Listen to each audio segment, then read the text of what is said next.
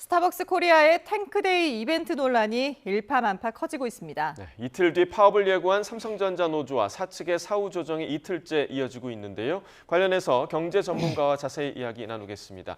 김대호 글로벌 이코노믹 연구소장 나오셨습니다. 어서 오십시오. 안녕하세요. 네, 반갑습니다. 예. 자, 스타벅스 코리아가 5.18 민주화 운동 46주년을 맞은 어제 온라인 판촉 행사를 열었다가 문매를 맞은 건데 어떤 내용이었는지 좀 간략하게 먼저 정리를 해볼까요? 예, 이른바 탱크데이 쇼크라는 건데요. 이 스타벅스가 원래 굿즈, 그러니까 기념품, 고객에 대한 사은품으로 텀블러를 제공하고 있습니다. 네. 그 텀블러의 이름이 탱크예요.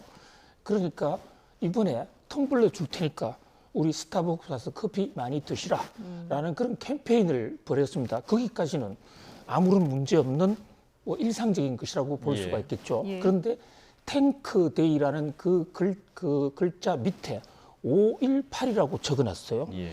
갑자기 왜 5.18이냐? 뭐 스타벅스 쪽에서 날짜가 5월 18일이었기 때문에 탱크데이 5.18이라고 했다라고 하지만 예.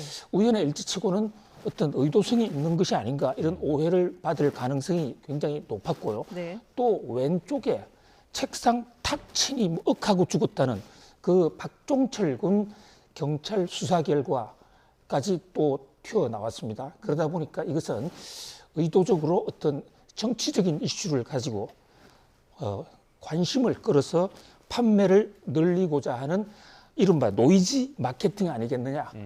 억으로 흔히 요즘 인터넷에서는 억으로라고는 표현을 쓰는데 뭐 동기는 억으로 또는 노이즈 마켓으로 시작한 것으로 추정됩니다만은 그러나 지금 5.18에 탱크를 꺼내면 5.18에 탱크가 광주 진입했던 그 역사 또 마침 5.18 기념식이 진행되고 있는 순간에 이제 그런 거를 내다 보니까 국민들 속에서는 46년 전에 그때 그 순간 다시 한번 반추가 되고 아픈 마음 그뿐만이 아닙니다. 박종철 씨는 원래 부산 출신이죠. 그 학생 운동을 하다가 시위와 관련돼서 취조를 받다가 사망을 했는데 박종철 열사까지도 비하한 거 아니냐. 이렇게 되면 실정법상으로 그 사자 명예훼손 또는 5.18 특별법 위반 뭐 그런 소지마저도 있는 것이거든요. 그러다 보니까 이제 일파만파로 비난 여론, 불매운동, 보이콧도 지금 확산되고 있는 그런 상황입니다. 예, 지금 뭐 누가 봐도 상당히 좀 부적절한 마케팅이었고 그리고 지금 말씀해주신 것처럼 뭐 정용진 회장이 곧바로 그 대표이사를 해임하기도 했고 또 5.18 단체를 방문하려고 했지만 또 거부까지 당했고 지금 뭐 비난 여론이 쉽게 가라앉을 것 같은 그런 분위기는 좀 아닌 것 같습니다. 그렇습니다. 의도는 뭐 특정 정치 계층이나 또는 정치 지역을 비하하거나 비판하기 위한 것이라고 우리가 단정할 수는 없습니다만은 그러나 커피 팔고 텀블러 굿즈 파는데 왜 하필 탱크 5.18을 끌어오느냐 좀 상상하기가 어렵죠. 그러니까 노이즈 마케팅 어그로 같은 것도요. 아주 스타트업 조그마한 기업들은 자신의 존재를 알리기 위해서 할 수도 있습니다. 경영하게 마케팅 전략 중에 노이즈 마케팅도 권고하지는 않지만 있을 수는 있다. 그런데 사실 이 스타벅스처럼 큰 기업들은 세계가 아는 기업이 뭐 이런 굳이 탱크까지 동원해야 물건을 파는 거 아니잖아요. 그래서 지금 스타벅스가 미국계 글로벌 기업이다 보니까 전 세계로 뉴스가 지금 일파만파로 확산이 되고 있고요. 그런데 이 스타벅스가 원래 스타벅스라는 미국계 회사가 만든 거지만 신세계 그룹의 정용진 회장께서 이 지분을 거의 다 샀어요. 그래서 한국 스타벅스는 사실상 신세계 이마트 그룹이 좌지우지 뭐 거의 독점적으로 차지하고 있습니다. 그러다 보니까 경영권도 물론 정용진 회장이 행사하고 있고 또 거기 현재 지금 사장 뭐 각종 임원들도 정용진 회장이 직접 임명한 것이나 마찬가지인데 이런 문제가 생기니까 신속하게 해임은 했습니다. 그런데 이제 그 해임과 관련해서도 오히려 이 정용진 회장이 등장하다 보니까 문제가 더 정폭된 게요. 예. 정용진 회장 자체가 이런 SNS 관련된 여러 구설수가 있었거든요. 그렇죠. 정말 제가 정용진 회장의 구설수를 제기하려면 책을 몇 권 써도 될 정도로 엄청나게 많은 구설수가 있었더랬습니다. 예. 근데 그것까지 다 연상이 되면서 일각에서는 과연 사장, 월급쟁이, 핫바지 사장만의 작품이었겠느냐? 회장님이 뒤에서 조정한 거 아니냐? 그리고 여론이 악화되니까 꼬리 자르기 하면서 어떤 형식적 사고한 것이 아닌가 하는 이런 진정성 문제까지 지금 확대가 되고 있어서 예. 이 사건은 스타벅스를 넘어서 신세계 이마트 그룹으로까지 지금 확대가 되는 그런 양상입니다. 예. 예. 이재명 대통령도 SNS에 이 저질 장사치의 비인간적 막장 행태에 분노한다라고 비판을 하기도 했는데 이런 그 비판 여론이 지금 온라인상에도 뜨겁게 번지고 있잖아요. 그래서 그 불매 운동 움직임도 보이고 있거든요. 그렇습니다. 이재명 대통령이 평소에 이렇게까지 강력한 용어를 잘 쓰는 것을 못 봤는데, 자, 저질, 장사치, 비인간적, 막장, 네 단어 모두가 정말 뭐 거의 그 가장 높은 수준의 비난이라고 볼 수가 있겠습니다. 예. 자, 이 장사를 하는데도 상도덕이 있어야 되고 인간의 존엄이나 특히 역사적 아픔 이런 것을 장사술로 활용해서는 안 되겠죠. 물론 광주 사태 관련자나 또는 박종철 가족에 대해서 비하할 마음은 없었다고 믿고 싶습니다만은 돈을 벌기 위해서 의도 없이 건드렸다 하더라도 결과적으로 상처받는 사람들이 있잖아요. 예. 그렇죠. 그런 면에서 이번 사건은 뭐 상당히 공분을 사고 있고 일파만파로 확산되고 있다 볼 수 있는데, 일각에서 인터넷에서는 지금 스타벅스 커피 먹지 말자 뿐만이 아니라 커피는 선불 카드 먼저 내놓는데 예. 그것도 환불하자, 환불해서 그것을 인증샷을 만들어서 올리고 예. 있거든요. 자, 이 보이콧이라는 불매 운동을 영어로는 보이콧인데, 네. 보이콧이 원래 사람 이름이에요. 아일랜드 사람인데 자기 땅도 없는 청지기, 땅을 대신 관리하는 사람인데 그 임대료 관리하는 뭐 마름이었다고요. 그런데 이 차주들, 그러니까 농민들을 가혹하게 괴롭히다가 그 사람으로부터 보이콧 당해가지고 사실 거꾸로 도태가 되는 역사의 유명한 사건입니다. 1802년에 있었던 사건인데, 예. 그래서 보이콧하면 사실 소비자의 마지막 권리, 또 합법적으로 인정하는 나라도 많이 있습니다. 네. 그런데 보이콧 운동까지 벌어지고 있는데, 우리나라의 경우는요, 가장 대표적인 사건이 1991년 지금 두산 중공업의 전신인 두산 페놀이라는 회사가 있었습니다. 이 회사가 낙동강에서 폐 석유를 마구 뿌렸다가 뒤늦게 들통이 나는 바람에 엄청난 파문을 당했고요. 두산이 당시에 오비 맥주 만들던 회사이기도 했습니다. 근데 국민들이 맥주 불매 운동을 하니까 맥주 회사가 도산 지경이었습니다. 그래서 당시 두산 엄청나게 사과를 했지만 예. 그 폭풍이 쉽게 가시지 않았습니다. 결국요, 두산은 모든 소비재 제품 업체에서 다 손을 떼버리고 이제는 B2B만 하는 중화공업 쪽으로 업종을 전환해야 했습니다. 예. 또 하나 사례는 남양유업 사건은 그 어떤 프랜차이즈 갑질 사건인데 예. 결국 회사 망했지 않습니까? 그렇죠. 그런 어떤 소비자들이 분노하면 잘 나가던 기업도 망할 수 있다는 걸 보여주는 게 보이콧 사건인데, 과연 국민들이 어떻게 판단할지 기추가 주목이 됩니다. 네, 예. 기업의 존폐를 결정할 수 있을 정도로 여러 사건들이 있었는데 이번 사안에 대해서 스타벅스 코리아가 좀 어떻게 대응할지 지켜봐야 될 문제인 것 같고요. 이어서 이제 삼성전자 이야기를 좀 해보도록 하겠습니다. 삼성전자 초기업 노조가 예고한 총파업 이제 이틀 앞으로 다가왔는데 지금 사후 조정이 이틀째 진행되고 있는 상황입니다. 양측이 첨예하게 대립하고 있는 부분 어떤 부분이 있을까요? 예, 지금 삼성전자 파업으로 가느냐 아니면 막판 대타협이냐, 지금 째깍째깍 운명의 시간이 다가오고 있는데요. 예. 마지막 사후 조정 둘째 날 회의가 오늘 10시에 서울 광화문 한복판에 있는 정부 제2청사에서 지금 벌어지고 시작이 돼서 지금 한창 열띤 논쟁 중입니다. 자, 여러 가지 쟁점이 있지만 그중에서도 가장 노사가 도저히 지금 그동안에 타협을 못하고 충돌한 부분, 대표적인 것은 상한선입니다. 그러니까 성과급을 주는데요. 예. 성과급의 상한선이 현재 삼성전자는 그 평소에 본인이 받는 연봉 보수의 50%로 제한이 되어 있습니다. 예. 이거 깨라는 겁니다. 그런데 지금 삼성그룹뿐만이 아니라 이 상한선 50%라는 것은 이재용 회장의 아버지 선대 회장 때 만든 거였고 삼성그룹의 오랜 전통입니다. 삼성그룹 쪽에서는 이거 절대 양보할 수 없다. 이게 첫 번째 쟁점이고요. 예. 자, 두 번째는 그러면 성과급을 어느 소득에 기준할 것인가? 영업이익을 기준으로 해서 영업이익의 15%를 달라. 이게 지금 삼성전자 노조의 주장인데 예. 반해서 삼성전자 사측에서는 이익의 15%를 한꺼번에 주면 회사 어려울 때 재투자 또 기술 투자 기계 사오는 거 이런 거 어떻게 하느냐. 그래서 그 금액을 좀 줄이자.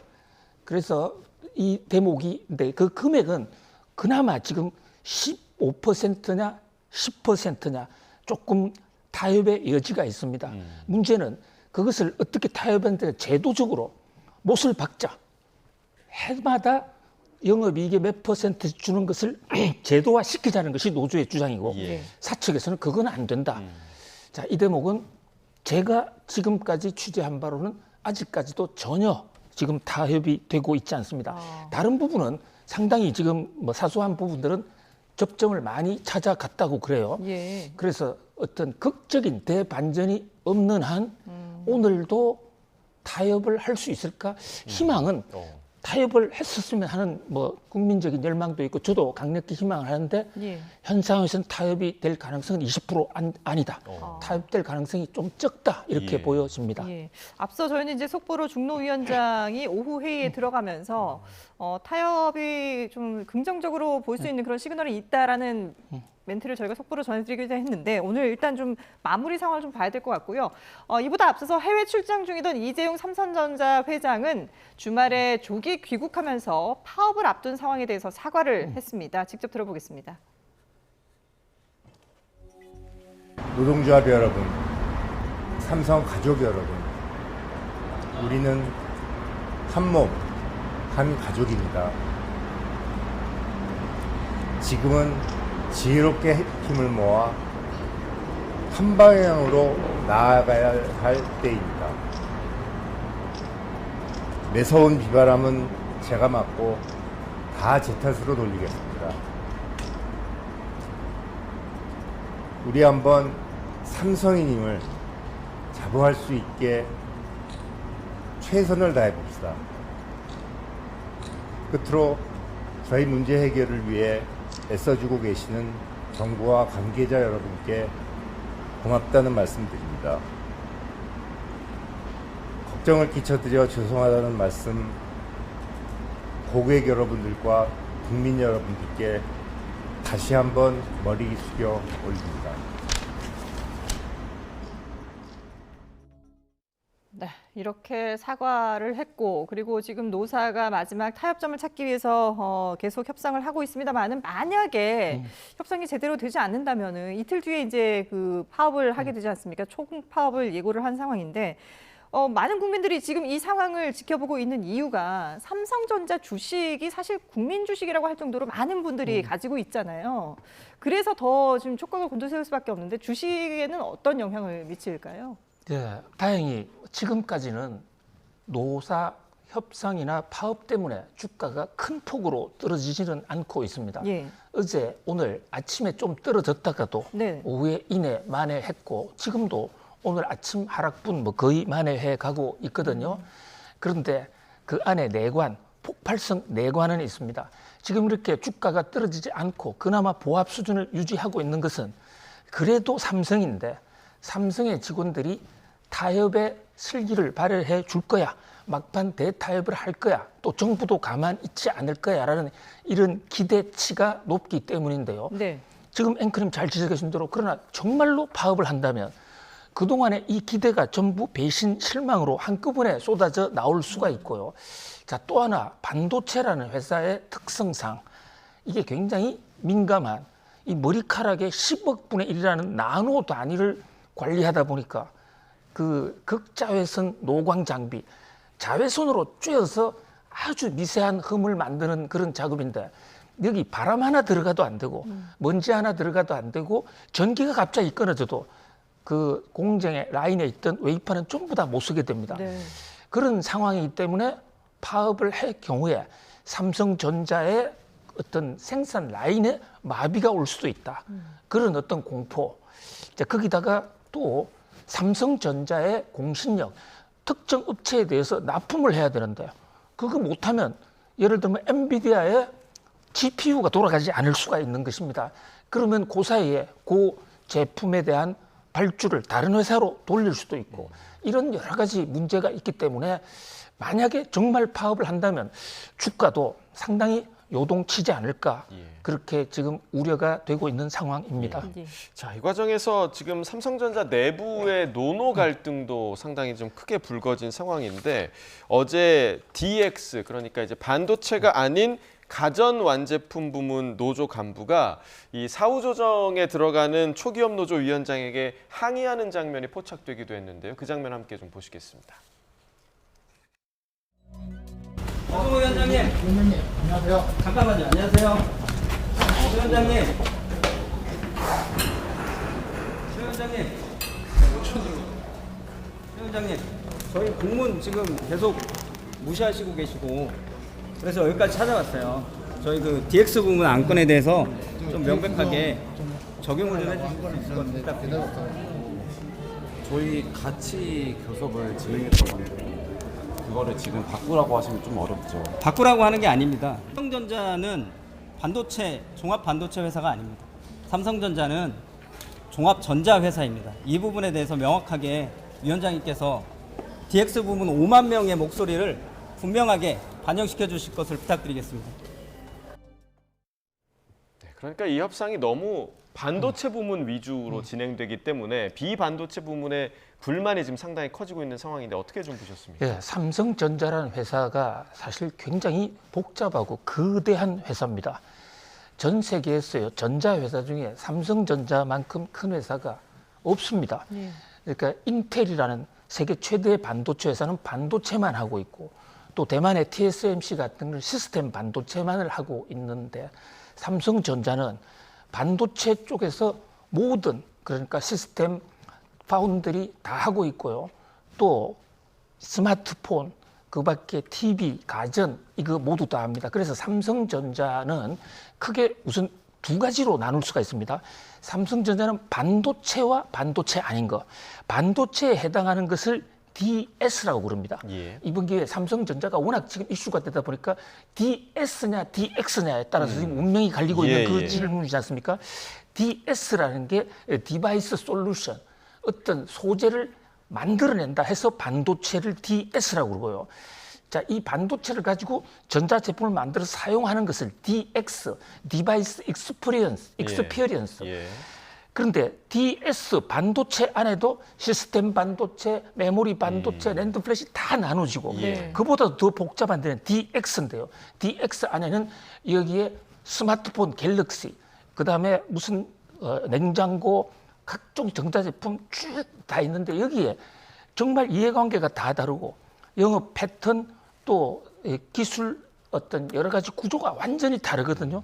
그런데 이제 이번에 쟁점이 된 게 성과급이잖아요. 네. 예. 성과급인데 성과급이라는 것은 이 그 기본 속성상 성과가 있어야 주는 게 성과급이에요. 예. 그런데 지금 삼성전자의 여러 분야 중에서 돈 벌고 있는 데가 반도체밖에 없습니다. 나머지는 적자이거나 수년 적자다가 지금 간신히 뭐 손익분기점 오락가락, 그러니까 그쪽은 성과급 기준을 만들어도 적용 대상이 아니죠. 근데 반도체 쪽은 1분기에 57조 원을 벌었거든요.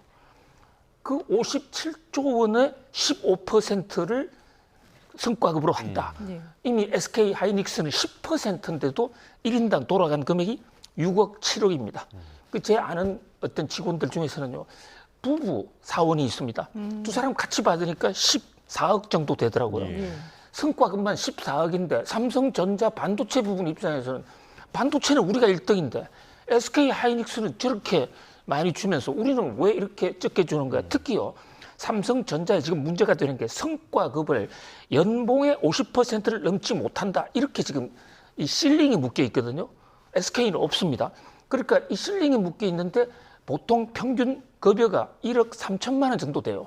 1억 3천만 원에 50%로 묶여 있으니까 6,500만 원 이상의 성과급은 못 받게 돼 있는 겁니다. 예. 그러니까 반도체 사람들은 SK 하이닉스를 봐라. SK 하이닉스는 반도체만 하는 회사니까요.